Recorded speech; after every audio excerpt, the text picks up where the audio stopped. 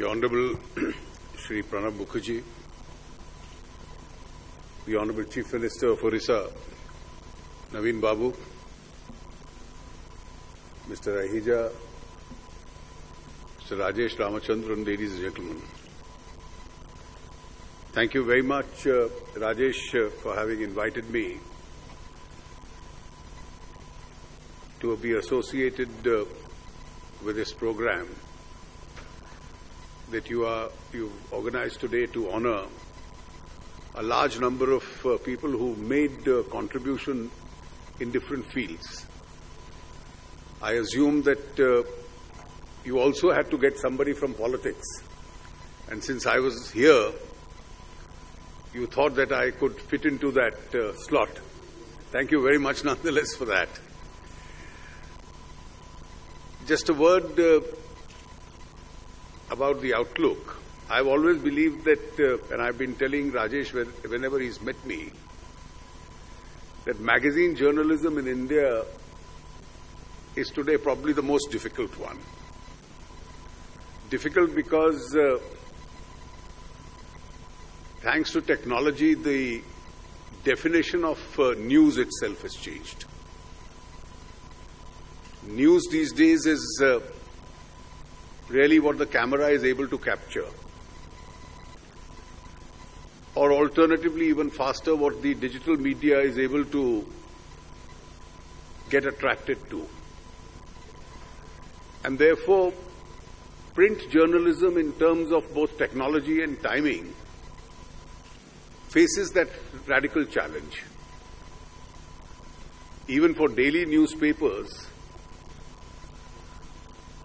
one really can't read in the newspaper what one has seen several times over on television the previous evening. Already read it on your smartphones. And therefore the newspapers themselves have a challenge being published at a 24-hour gap as to decide whether to repeat what people already know or to find out something which is entirely different. And for somebody who hits the market every 7 days, I think the challenge becomes even stronger. You could have analysis in magazines, but that analysis is now available either in the electronic media or on the digital media. You could have a lot of gossip in the magazines, but that's also now abundantly available by the minute on the digital media. And therefore, to search that new identity for itself, I think is one of the greatest challenges, and the fact that India continues to be amongst the few societies in the world where magazine journalism, both in English and also various other languages, manages to sustain itself, is a great tribute to the journalists who work there, that they keep the reader's interest alive in somewhat a very challenging environment. Just a few words about the context which you mentioned in terms of, while giving the comment on Indian Parliament and what we do there. I think Parliament still remains in India one of the greatest institutions which suits this country. It's an institution where almost every representative, different shades of political ideology, different regions, different people with different religious, cultural backgrounds, different languages, with very different interests, all assemble in two different houses and then become a part of that collective decision-making process which is Indian Parliament. And therefore, in a diverse country like India, a forum of this kind, which is bicameral, where almost every shade of every voice is represented, actually has enabled over the last 7 decades a very large involvement of different sections of people itself. They come there as members of political parties or as representative of states, And I think it served Indian democracy well. Of course, the character is changing because the character of polity itself is changing. There was a time where Indian Parliament had essentially serious debates. Ministers were grilled, the nation found out information through some great stalwarts in the opposition benches or in Parliament as an institution itself. But of late, of course, you will have your usual bit of noise, disturbances.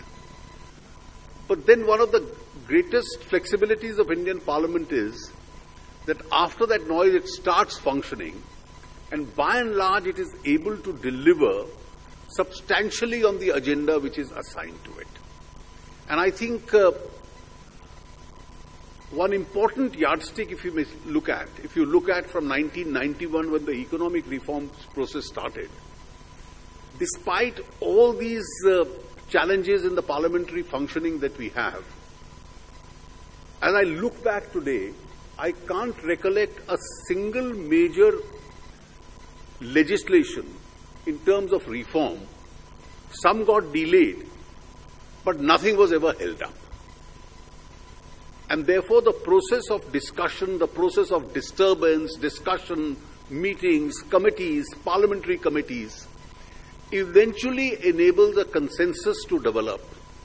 And when legislations, even very complicated ones, are passed, it normally gets passed through a process of consensus itself. About speaking in Parliament and debates in Parliament, I have a very interesting observation if I look back to my own stay. My very first or second day in Parliament, I was asked to speak on something and I spoke a little aggressively. And after I finished speaking, Mr. Advani took me aside and said, I have one suggestion to give you. Concentrate on issues, never on persons, when you speak in Parliament. And I think all those who followed that broad principle have been able to stay out of personal acrimony, have been able to stay out of a system where their own speeches get disturbed. And I mentioned this in an article that I wrote on Pranab Babu the day he relinquished office at the President, that his was an extremely telling parliamentary career which Rajesh referred to. I was a beginner, but I, as a beginner, became a minister, and he was occupying the front benches of the opposition in the upper house. But whether in the opposition or in the government, when he spoke, he discarded the political party cap that he wore and always phrased his arguments in a manner that the argument was substantially non-partisan in character.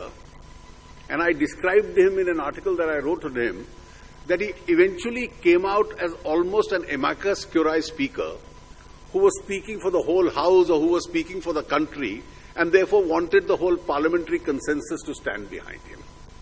And I think it was this particular approach which makes decision-making in Parliament and makes your own acceptability in Parliament a lot easier. Now, this whole debate on excessive number of disturbances in Parliament will go on. When we are in opposition, we all say, well, that's one of the last resorts we have to resort to, and when we are in government, we say this is not the right thing to do. But eventually, it's always a debate between a disturbance, adjournment, then meetings, then consensus, then sitting till late in the evening, at times producing a very high-quality debate. And one of the greatest tributes to Parliament then would be that when you have that high-quality debate, you find news channels even stopping their 9 o'clock acrimonious debates and switching over live and showing you what Parliament has been discussing. And that's a tribute to the quality of the debate that takes place in those parliaments. And that's the system which we live in. And I think at the end of the day, if I look back, and I'm sure we'll have the benefit of Pranab Babu's views also in this, there is no other system which is better suited for India.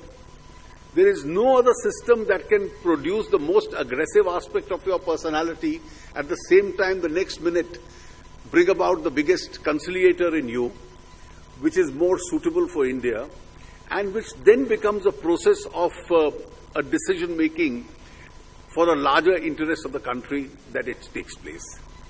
I must tell you that if you look back some of the recent last few months, you had years and years of debates, for example, on the GST. But the Constitution Amendment, 6 legislations by the centre, 1 legislation by each of the states, eventually after that consensus and acrimony passed unanimously. A contentious law like the Insolvency Code recently passed unanimously. So at the end of the day, it's a forum which, despite its song and dance and noise, is certainly able to bring about a larger consensus and bring varied shades of ideology itself together. And I think as Indian democracy moves on,